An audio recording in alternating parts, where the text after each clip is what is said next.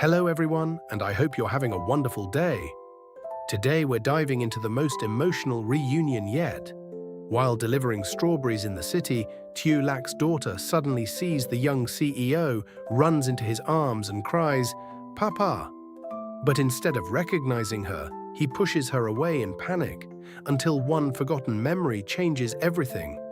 Why was the truth about Tieu Lac and their daughter hidden from him? And what will happen when he discovers who lied? Stay with us until the end to find out. And if you enjoy this story, don't forget to subscribe so you never miss the next episode. The city was already crowded when Tieu Lac's small delivery truck entered the commercial district. She had left the village before sunrise with several crates of freshly harvested strawberries. Normally, another worker handled deliveries to the city. But today, the store had requested an urgent shipment, and there was no one else available. Her little daughter sat beside her, staring excitedly through the window. "Mum, are we going home after we deliver the strawberries?" "Yes." Tieu Lac smiled. "As soon as we're finished." The little girl nodded, then pressed her face against the glass. She rarely visited the city anymore. To her, everything still felt exciting. To Tieu Lac, every street carried memories she was trying desperately to forget. She had no idea that only a few blocks away, the man she missed every night was walking directly toward them. That morning, the young CEO was conducting a market inspection with the woman his mother had recently introduced to him. His schedule had become almost impossible. Meetings in the morning, market visits in the afternoon, formal dinners at night. And somehow, she was involved in nearly all of them. His mother called it business, but the CEO was beginning to understand what she was really trying to do. Still, he said nothing. The young woman had done nothing wrong. She was intelligent, respectful, and easy to work with. But whenever his mother suggested they spend more time together, he felt strangely uncomfortable. It was as though his heart was already occupied by someone, even if his mind couldn't remember who. They entered one of the company's busiest retail stores. The manager greeted them immediately. "Welcome, Mr. CEO." The CEO shook his hand. "Don't prepare anything special. I want to see the store exactly as customers see it." They walked through several departments. The CEO asked about sales, customer behavior, inventory. Then they reached the fresh produce section. He suddenly slowed down. On the central display, there were strawberries, bright red, fresh, carefully packed into small wooden baskets. The CEO stared at them. His expression changed. The woman beside him noticed. "Is something wrong?" He didn't answer immediately. He picked up one strawberry. The familiar scent reached him, and suddenly, something flashed through his mind. Sunlight, green mountains, a woman's hands stained red from picking strawberries. Then, a little girl's laughter. The image disappeared almost instantly. The CEO tightened his grip on the counter. "Are you all right?" He slowly put the strawberry down. "Yes," but his voice sounded uncertain. The store manager stepped forward. "These strawberries arrived from the mountain village." The CEO looked at him sharply. "What village?" Before the manager could answer, a delivery worker called from the entrance. "The new shipment is here." At the back of the store, Tieu Lac lifted the first crate from the truck. Her daughter jumped down behind her. "I can help." "No." Tieu Lac laughed softly. "You can carry the delivery papers." The girl proudly hugged the papers to her chest. "That's important too." "Very important." For a brief moment, Tieu Lac forgot her sadness. Then they entered the store. Tieu Lac walked ahead carrying the crate. Her daughter followed several steps behind. The little girl was looking around curiously when suddenly she stopped. Her eyes locked onto a man standing near the strawberry display. Her entire face changed. The papers fell from her hands. "Papa!" Tieu Lac didn't hear her. She continued walking. Then the child screamed, "Papa!" Tieu Lac froze. Her blood ran cold. She slowly turned around. And there he was. The young CEO standing beside another woman, alive, healthy, only a few meters away. Before Tieu Lac could react, her daughter started running. "Papa!" The CEO turned toward the voice. A little girl was rushing directly at him. He barely had time to move before she wrapped both arms tightly around his leg. "Papa, I found you." The CEO went completely still. He looked down at the child. Confusion filled his face.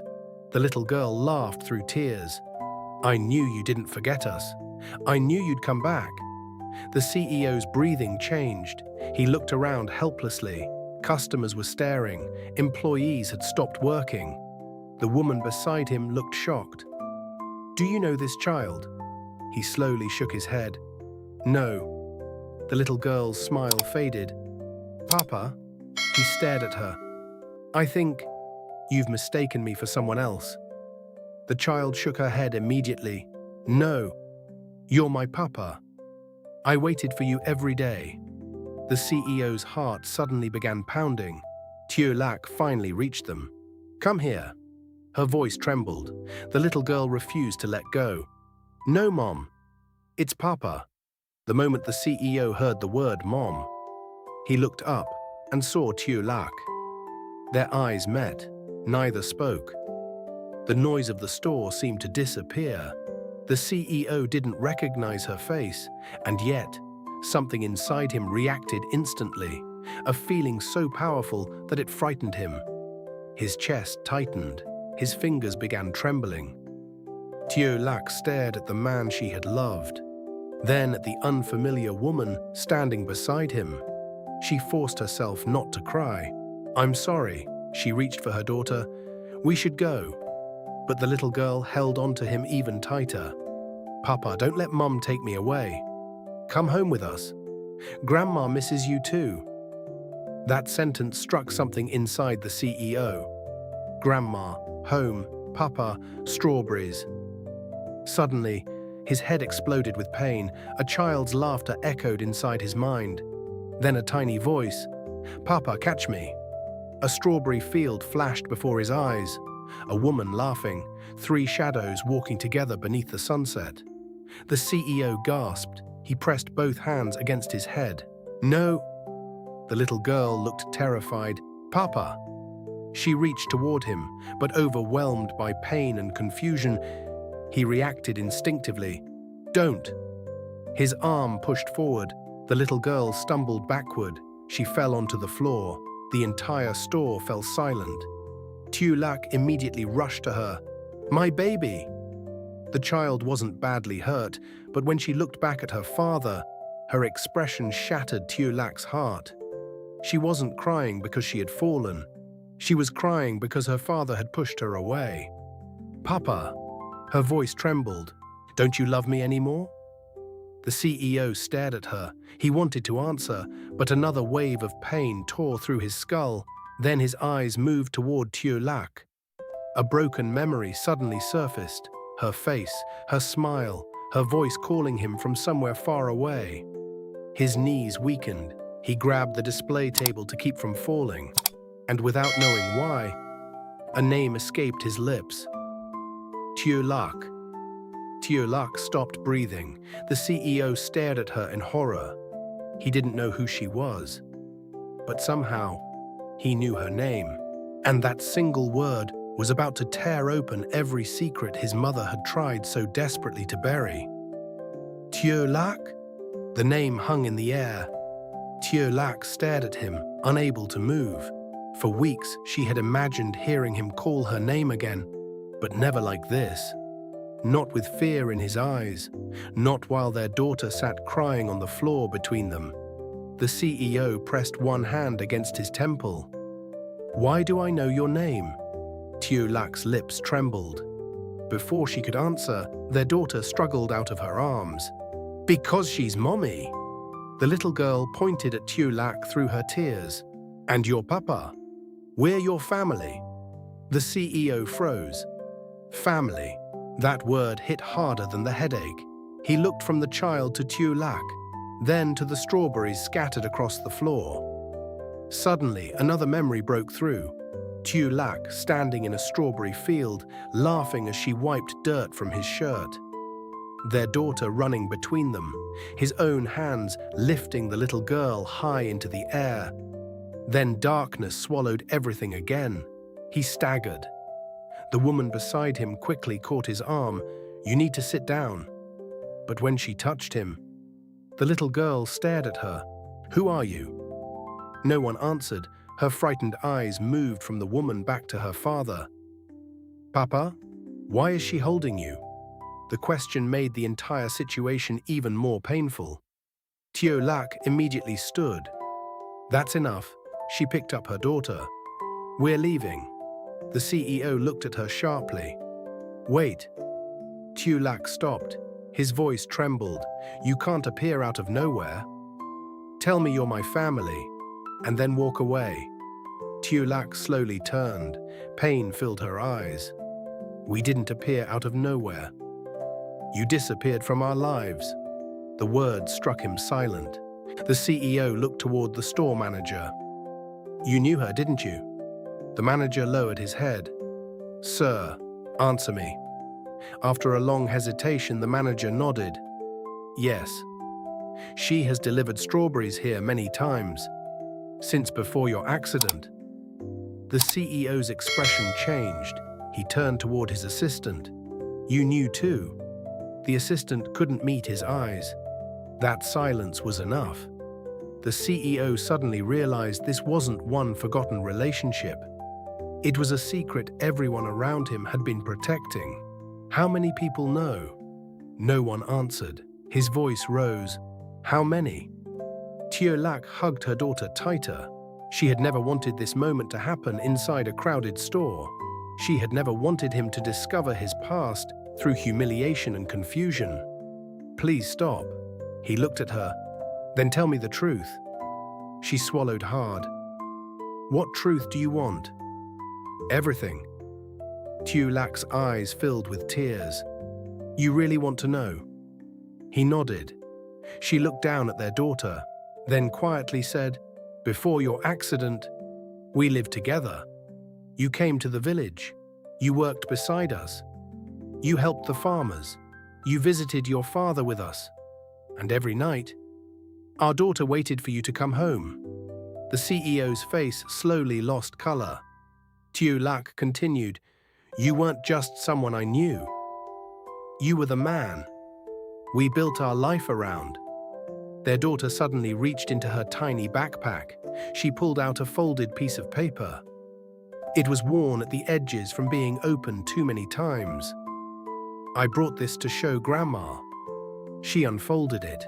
A child's drawing, 3 people holding hands beneath a large yellow sun. One tall figure, one woman, one little girl between them. Above the tall figure was one word, "Papa." The CEO stared at the picture. His hands began trembling. The little girl walked toward him carefully this time. She didn't hug him. She was afraid. Instead, she held out the drawing. "You drew the big house. I drew us. You said we'd put it on the wall forever." The CEO slowly took the paper, and then a memory returned. Not a flash, a complete moment. He was sitting at a wooden table. His daughter was beside him with crayons covering her fingers. Tieu Lac was laughing across from them. He remembered looking at that exact drawing. He remembered saying, "This is our family." His breath caught. Tears filled his eyes. He looked at the child, then at Tieu Lac. "I remember." Tieu Lac's heart jumped, but his next words crushed her hope. Only that moment. The young woman beside him had remained silent until now. She finally understood. The headaches, his distance, his strange reaction to children, his mother's insistence that they spend time together. She had been brought into a story that had never truly ended. She stepped away from the CEO. "I think you should go with them." He looked at her. She gave him a sad smile. "Whatever your mother told me." "She didn't tell me this."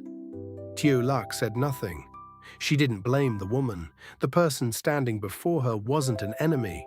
She was simply another person trapped inside someone else's plan.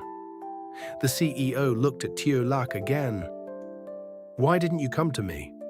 That question finally broke something inside her. "Come to you?" She laughed bitterly through her tears. "I went to the hospital. I stood outside because I wasn't allowed in. I watched you recover through a window. I traveled to the city just to make sure you were alive." Her voice began shaking, and while our daughter asked me every night when her father was coming home, I kept telling her to wait. The CEO stared at her. Tieu Lac wiped her tears. "Then today, she finally found you." Her eyes moved toward their daughter, "and you pushed her away." The CEO's face collapsed with guilt. He looked at the little girl. She was no longer running toward him. She was hiding behind Tieu Lac. That hurt more than any memory returning. He slowly knelt. He didn't reach for her. He simply lowered himself to her height. "I'm sorry." The little girl looked at him cautiously. "I didn't know who you were," she sniffled. "But I'm your daughter." "I know." His voice broke. "I think my heart knew before I did." The child stared at him. "Will you forget me again?" He couldn't promise something he didn't understand, so he answered carefully, "I don't want to." The little girl slowly stepped out from behind Tieu Lac. Then she reached forward and placed her tiny hand in his. The moment their fingers touched, the CEO closed his eyes. No headache came this time, only warmth, and one clear memory: his daughter falling asleep while holding that same finger. A tear rolled down his cheek. Tieu Lac watched silently. For the first time in months, father and daughter were standing together, but she knew this wasn't the reunion her daughter had dreamed of. Not yet. The CEO still didn't remember their life. He still didn't know why they had been separated. And somewhere behind all of it, there was a lie waiting to be exposed. The CEO slowly stood. His expression had changed. "Someone told me you abandoned me after the accident." Tieu Lac's face went pale. "What?" He watched her reaction, and suddenly, he knew. She had never heard that story before. His eyes hardened. "Then someone lied to me." Before Tieu Lac could respond, his phone began ringing. He looked at the screen. "Mother." The CEO stared at the name for several seconds, then looked at Tieu Lac, at his daughter, at the drawing still trembling in his hand. He answered. His mother spoke immediately. "Where are you?" The CEO remained silent. Then, in a voice colder than she had heard since his accident, he said, "I'm standing in front of the family you told me had abandoned me." Silence. For the first time, his mother had no answer, and the CEO finally understood that losing his memory might not have been the cruelest thing that happened to him.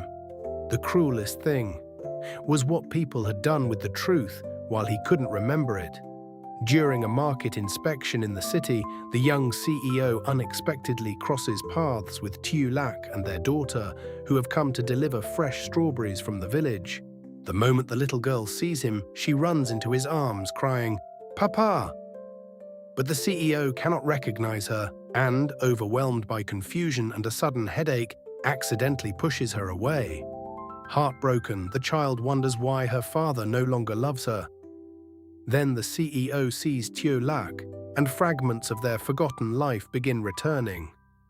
A family drawing triggers an emotional memory, revealing that Tieu Lac and the little girl were once his entire world. When Tieu Lac explains how she secretly watched him recover from afar, the CEO realizes someone lied about his family abandoning him.